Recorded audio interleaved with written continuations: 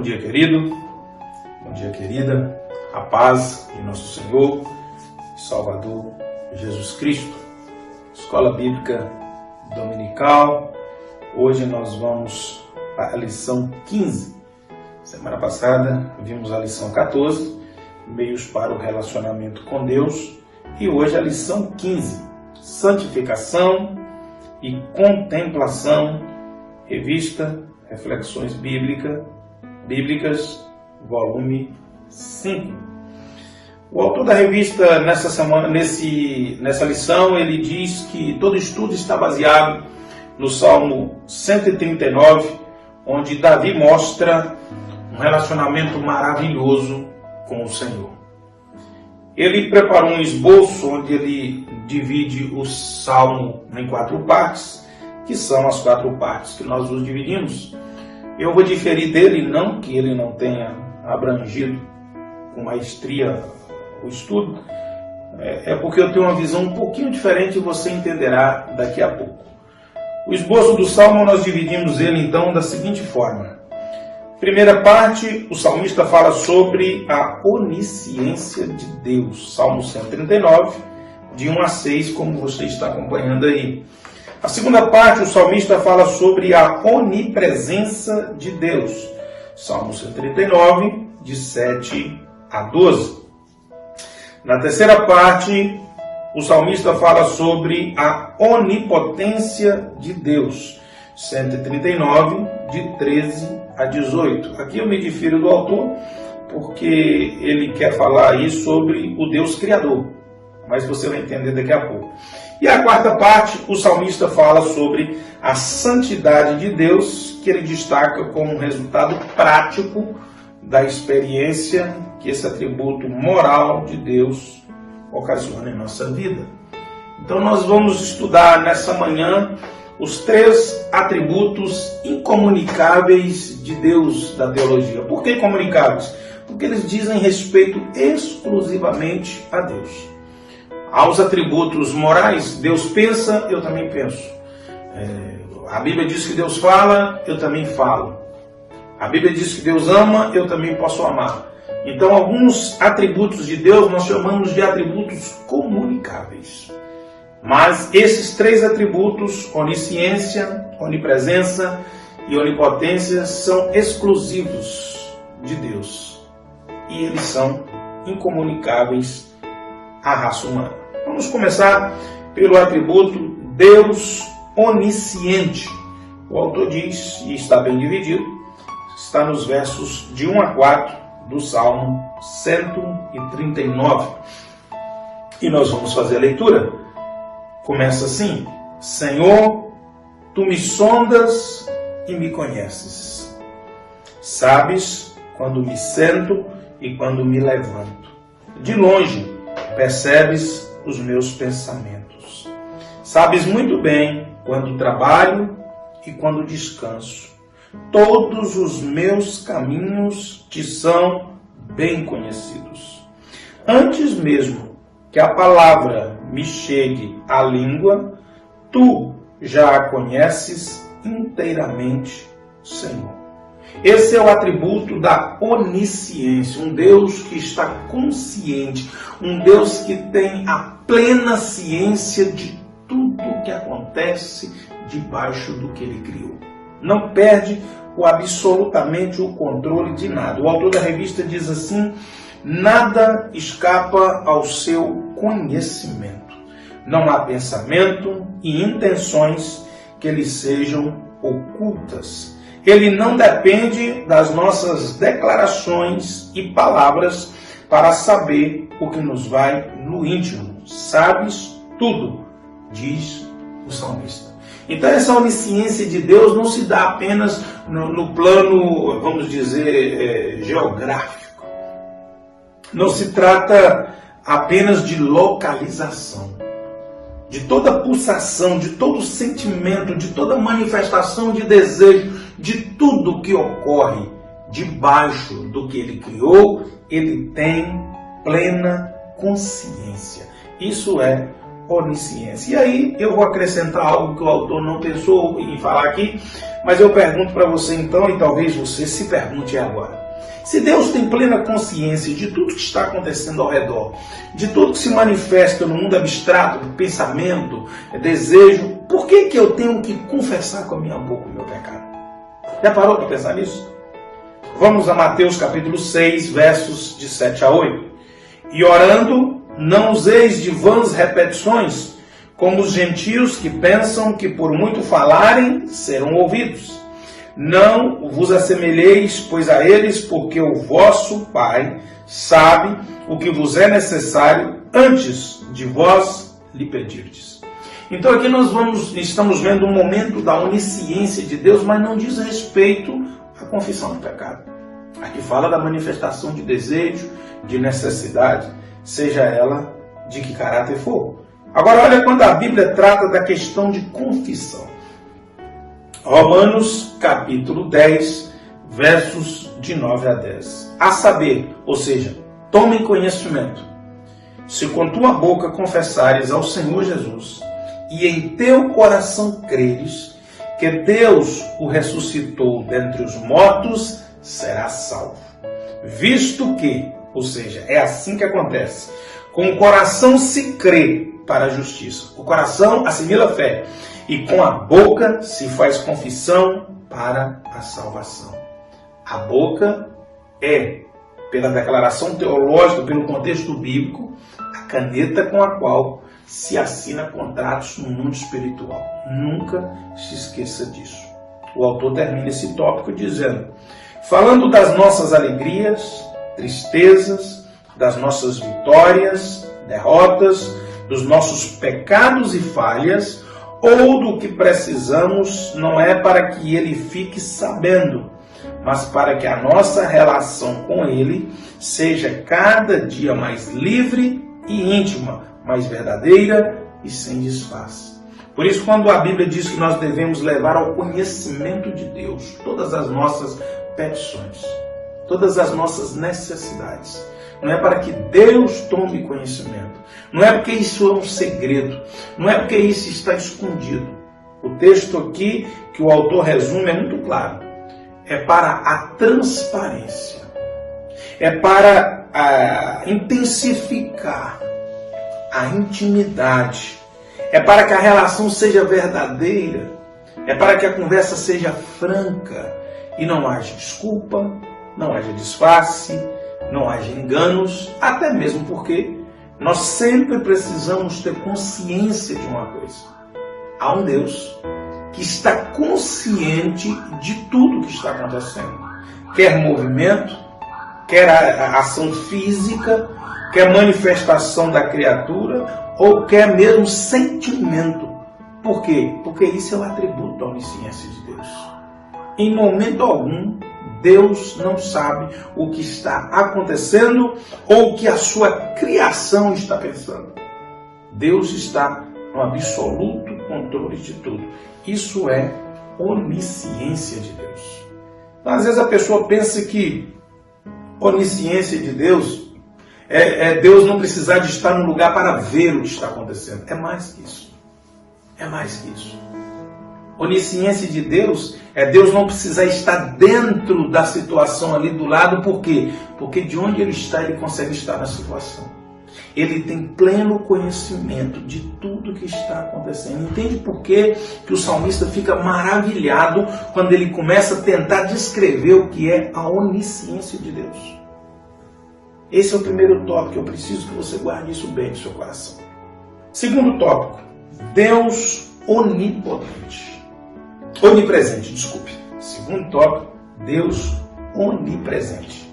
Salmo 139, de 5 a 12, nos diz assim a Bíblia: Tu me cercas por trás e pela frente, e pões a tua mão sobre mim. Tal conhecimento é maravilhoso demais e está além do meu alcance. É tão elevado que eu não posso atingir. Para onde poderia eu escapar do teu espírito? Para onde poderia fugir da tua presença? Se eu subir aos céus, lá estás. Se eu fizer a minha cama na sepultura, também lá estás. Se eu subir com asas da alvorada e morar na extremidade do mar, mesmo ali, a tua mão direita me guiará e me susterá. Mesmo que eu dissesse que as trevas me encobrirão e que a luz se tornará noite ao meu redor, verei que nem as trevas são escuras para ti. A noite brilhará como o dia, pois para ti as trevas são luz. Salmo 139, de 5 a 12. Agora sim, o autor está dizendo, e agora o salmista está dizendo, que não é só mais uma questão de consciência. Não é mais uma questão de pensamento ligado na criação, sentimento ligado na criação. Agora o salmista está falando do passeio dos olhos de Deus. Deus não só tem a sua alma, vamos assim dizer, não é bem uma definição, digamos, teologicamente correta, mas Deus não só tem o seu sentimento ligado no sentimento da criação, vamos assim dizer, mas Ele também tem os seus olhos. Ele consegue ver todas as coisas, porque Ele pode estar em qualquer lugar. Como é que pode Deus estar sentado no trono e ao mesmo tempo estar dentro da minha casa? Onipresença de Deus. Essa é a onipresença. E aí nós precisamos entender o que o salmista está revelando, que é inútil fugir da presença de Deus. É alguma coisa que talvez não nos assuste, é uma coisa que talvez a gente pense assim, não, mas isso é tranquilo. Comece a pensar comigo, se os olhos de Deus podem estar em qualquer lugar, se não há porta, se não há parede, se não há situação que os olhos de Deus não podem atingir. Pense um pouco nisso, medite um pouco nisso. O autor da revista diz: o conhecimento da onipresença de Deus lhe dá medo ou alegria? O fato de saber que Deus enxerga tudo. Isso te causa alegria ou te causa pavor? Deixa eu trazer uma situação para você aqui, bíblica. Gênesis, capítulo 3, versículo 8. O casal, depois de pecar, Adão e Eva, e ouviram a voz do Senhor Deus, que passeava no jardim pela viração do dia. E esconderam-se, Adão e sua mulher, da presença do Senhor Deus entre as árvores do jardim. E aí o autor faz a seguinte aplicação: como você se sente ao saber que Deus é onipresente? O que significa isso, pastor? Estando sempre perto de você. Isso te assusta ou isso te alegra? Nós olhamos para a reação de Adão e nós dizemos, mas Adão foi um idiota. Adão fez um papel de palhaço. Adão escondeu atrás de uma árvore. Se Deus é onipresente, os olhos de Deus, eles podem fazer a curva atrás da árvore e me ver. Isso é onipresença. Ou ele pode enxergar através da árvore. Adão foi um bobo escondendo de Deus. Não, querido. Adão foi sábio. O pavor, o temor, o que tomou Adão foi tão grande que o pensamento dele ainda é o pensamento da raça. Como assim, pastor? Eu não estou entendendo. Sabe aquele namoro que você e sua namorada, que você e seu namorado não teriam coragem de praticá-lo na sala de visita, na frente do seu pai e de sua mãe? Mas Deus está ali. Sabe aquele ato de infração, seja com o carro, seja com a bebida, seja com drogas, seja pegando coisa dos outros, seja tramando contra alguém, que se seu pai ou sua mãe estivesse presente, você se sentiria constrangido, você teria repensado antes de fazer, e que você faz porque seu pai e sua mãe não estão perto.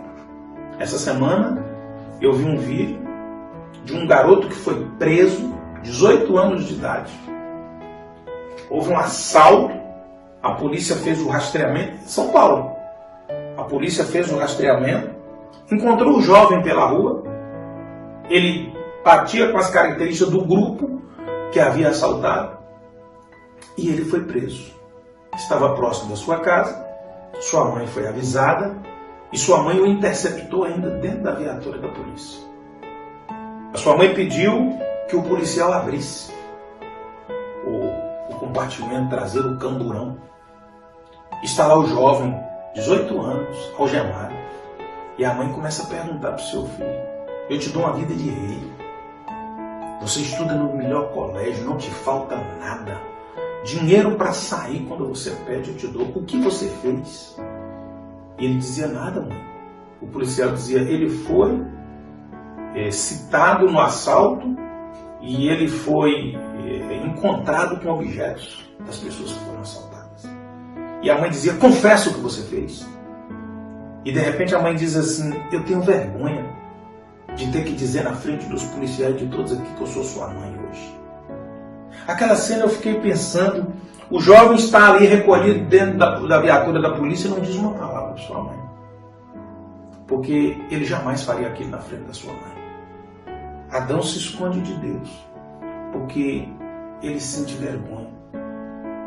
Então quando o autor pergunta para mim e para você, saber que Deus está onipresente, saber que Deus não se afasta, saber que eu fechando uma porta, eu indo para o escuro, eu colocando um boné, eu entrando, olhando calmamente se ninguém que me conhece está vendo em algum lugar, me deixa tranquilo sabendo que nada disso tem efeito, nada disso representa alguma coisa diante do poder da onipresença de Deus. Pense num negócio desse. E pense se Adão realmente estava errado em esconder. Deus pode estar em qualquer lugar. Deus está do seu lado quando você está fazendo. Deus está do seu lado quando você está planejando. E se você pudesse enxergá-lo do seu lado, você faria o que você faz no seu namoro, nos seus negócios, na sua vida familiar, na escola, na ausência dos seus pais, longe da presença dos seus líderes. Geralmente as pessoas dizem aos jovens para eles entrarem: seu pastor não está aqui, você pode fazer. Era o que me diziam quando eu converti: seu pastor não está aqui, você pode fazer. E eu dizia de maneira simples, como eu fui ensinado: mas Deus está. Deus está vendo tudo. Deus sabe de todas as coisas. Comece a pensar nisso, querido, porque isso será pesado contra mim e contra você no julgamento. Deus vai dizer claramente: eu estava lá aquela hora que você fez isso. Imagina Deus dizendo para você, imagina Jesus virando para você e falar: sabe aquele dia no colégio? Sabe aquele dia lá no namoro? Sabe aquele dia lá naquele supermercado? Sabe aquele dia que você fez aquilo para o seu pai, para sua mãe, para o seu pastor, para sua ovelha? Eu estava lá, do seu lado. Eu estava vendo tudo. Aí eu volto na pergunta do autor: como você se sente ao saber que Deus é onipresente, estando sempre perto de você? Esse é o segundo tópico que você precisa pensar nessa manhã. Terceiro ponto: Deus Criador. Como eu disse, o autor enfatiza o Deus como Criador. Eu vislumbro mais a onipotência de Deus. Vamos ler os versos de 13 a 18. Tu criaste o íntimo do meu ser e me teceste no ventre da minha mãe. Eu te louvo porque me fizeste de um modo especial e admirável. Tuas obras são maravilhosas. Disso tenho plena certeza. Meus ossos não estavam escondidos de ti, quando em secreto fui formado e entretecido como nas profundezas da terra. Os teus olhos viram meu embrião todos os dias. Determinados para mim foram escritos no teu livro antes de qualquer deles existir. Como são preciosos para mim os teus pensamentos, ó Deus. Como é grande a soma deles. Se eu contasse, seria mais do que os grãos de areia. E se terminasse de contá-los, eu ainda estaria contigo. Querido, quando eu observo essa sequência do Salmo, primeiro vem o Deus onisciente, depois vem o Deus onipresente. Quando o autor fala do Deus Criador, eu vejo o Deus onipotente. Como assim, pastor? O que leva o Senhor a perceber essa onipotência de Deus? Eu assisti certa feita num vídeo, uma palestra daquele médico que foi candidato a presidente, que já morreu, o Enéas, e que poucos o levaram a sério. Mas ele disse algo numa aula de medicina dele para os seus alunos que deixou os alunos boca aberta. era algo mais ou menos trabalhado na seguinte questão. Ele diz: a ciência não consegue precisar quantas células tem o corpo humano. Ele diz: dados estimados, fala de alguma coisa superior a 30 trilhões de células. Estimado por quê, pastor? Por que esse quantitativo é estimado? Porque ninguém conseguiu com precisão contar essas células. É mais ou menos o que o salmista está dizendo. Mas aí, o mais importante ainda, é que o núcleo de cada uma dessas células, dessas mais de 30 trilhões de células, cada núcleo de cada uma dessas células, se pudesse desenrolar o código genético que está organizado nela em fita, daria alguma coisa superior a 2 metros de comprimento. Aí a gente fala assim: mas onde está o espetáculo disso tudo? O espetáculo disso tudo está em informações de quase 2 metros de comprimento e que cabem e são acomodadas em milionésimos de milímetros de medida. Como assim, pastor? Uma fita de milímetros de difícil medição reúne a informação de quase 2 metros, agrupada e condensada sem conflito, como diz o autor, sem embaraçar, sem perturbar nenhum código e nenhuma harmonia do funcionamento de cada uma delas, das mais de 30 trilhões de células. Alguém disse: é como uma pessoa que está a tricotar. Não sei se você já viu alguém fazendo um tricô ou fazendo um crochê. Ele diz: é como alguém que está com agulha e sabe, conversando com você, quantos nós, quantas laçadas, quantos espaços, quantos amarros tem que fazer até que a coxa toda fique pronta. E se você perguntar para ela quantos nós você deu, ela nem lembra. Ele diz: é mais ou menos isso. Somente um ser onipotente, com poder acima de qualquer um de criar, poderia fazer isso. Por isso eu digo que não é simplesmente criação, é onipotência divina. E aí o Salmo, os 17, 18 dos versos do capítulo 139 diz: como são preciosos para mim os teus pensamentos, ó Deus, como é grande a soma deles. Se eu os contasse, seria mais do que o grão de areia. É impossível contar. Esse é o terceiro atributo. Mas o quarto atributo, pastor? Um Deus santo e santificador, diz o autor. É o atributo da santidade. Está nos versos de 19 a 24. Quem dera matasse os ímpios, ó Deus. Afasta de mim os assassinos, porque falam de ti com maldade e em vão rebelam contra ti. Acaso não odeio os que te odeiam, Senhor? E não detesto os que revoltam contra ti? Tenho por eles ódio implacável e considero os inimigos meus. Sonda-me, ó Deus, e conhece o meu coração. Prova-me e conhece as minhas inquietações. Vê se em minha conduta algo que te ofende e dirige-me pelo caminho eterno. A revista diz assim: o salmista olha e fica chocado com a perversidade e maldade dos homens contra o Criador, tão grande, sábio, santo, com o qual ele se relaciona tão profundamente. Mas ao olhar para si, vê que também há caminhos maus que precisam ser corrigidos.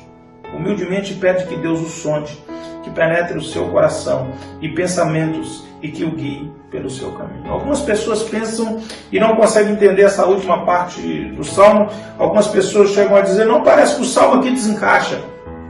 Parece que o Salmo aqui se perde. Não, querido, a suposta indignação do salmista é diante da ousadia, do atrevimento de alguém, diante de um Deus onisciente, onipotente, onipresente, tão supremo e tão excelso, ser desprezado, ser desrespeitado. Um comentarista chamado Daniel Conner, ele diz o seguinte: mas o salmista também demonstra não ser um hipócrita. Ele não aponta sua indignação apenas contra os ímpios, mas também contra ele mesmo. Ele sabe que no fundo, por sua própria natureza, ele não é melhor do que eles. Por isso ele sente temor diante da santidade de Deus. Então, naturalmente ele encerra sua oração com um sincero pedido para que Deus o sonde, o prove, o esquadrinhe e veja se há nele algo errado. O autor da nossa revista, no trecho Aplicação para a Sua Vida, diz: em humildade, o salmista reconhece os seus erros e pede a Deus que o sonde e mostre os seus pecados. E aí o autor nos pergunta: você é capaz de, em seu relacionamento com Deus, fazer o mesmo pedido? Querido, essa lição de hoje nos deixa claro que o salmista está mostrando a sensibilidade de alguém que se relaciona com Deus. Ele reconhece a grandeza, ele reconhece o caráter de Deus, o poder de Deus, e diante disso ele se espanta que o homem não consiga respeitar, valorizar e parar, contemplar tudo isso, mas de repente ele lembra que ele também é homem. Querido, se o ser humano compreendesse que isso é uma necessidade minha, que isso é uma necessidade sua e não é vaidade de Deus, que é por causa desses atributos que eu preciso ter vida santa, porque senão eu não vou conseguir me relacionar com Ele.